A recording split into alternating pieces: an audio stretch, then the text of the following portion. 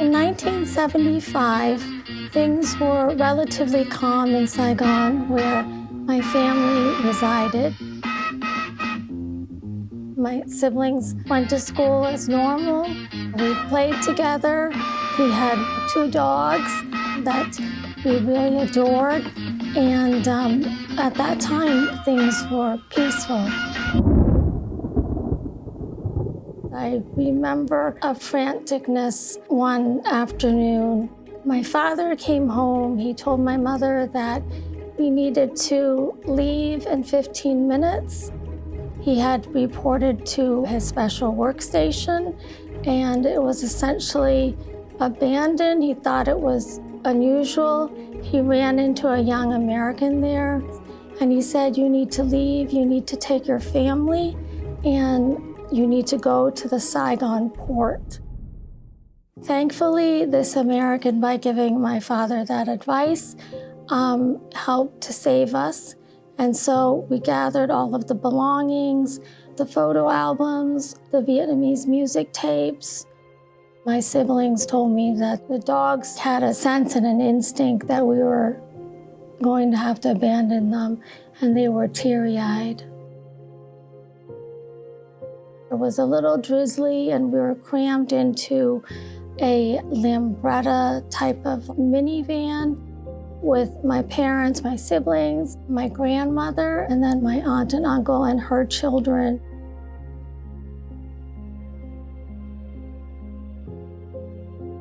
We were on the barge and leaving the Saigon port, traveling down the river, and then when we got out to the Vũng Tàu Bay, my father was holding me and he put his arm on my older brother's shoulder and he said, take one last look at your country because this will be the last time that we see it.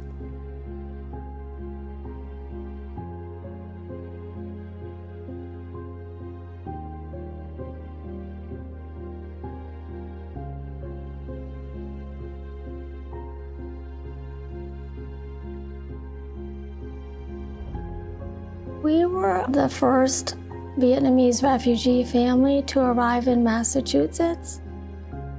People were very welcoming, warm, and interested. They brought us clothes, books. They gave tremendous support. But I also recall when I was going to school too, that when the word Vietnam came up, people seemed very uncomfortable and it seemed like a negative word. So sometimes I felt I was even afraid to say I was from Vietnam.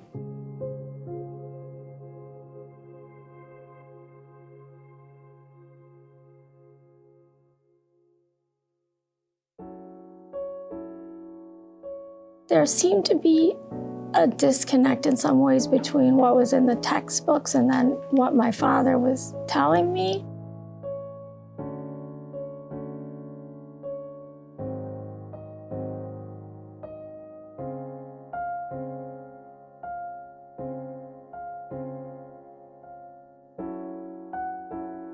As I continued the research about the fall of Saigon, I came across more names and more people. And so I thought, I've tracked down some of these FSOs that were there prior to the fall of Saigon. Maybe I should try to reconstruct the interagency team. One of the reasons why I wanted to do it was I thought, well, maybe I can finally fulfill my father's wishes. He saw how they were just very caring and compassionate to the refugees. He knew they were risking their lives because they could have gotten stuck with the refugees. So that's how I embarked on trying to find my unsung heroes.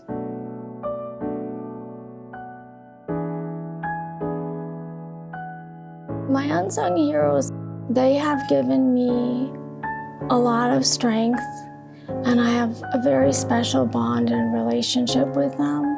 And I keep telling them that, well, think of the people who you did save, including myself, all the things I've been able to do. During the darkest hours, they kept taking action and showed extraordinary bravery.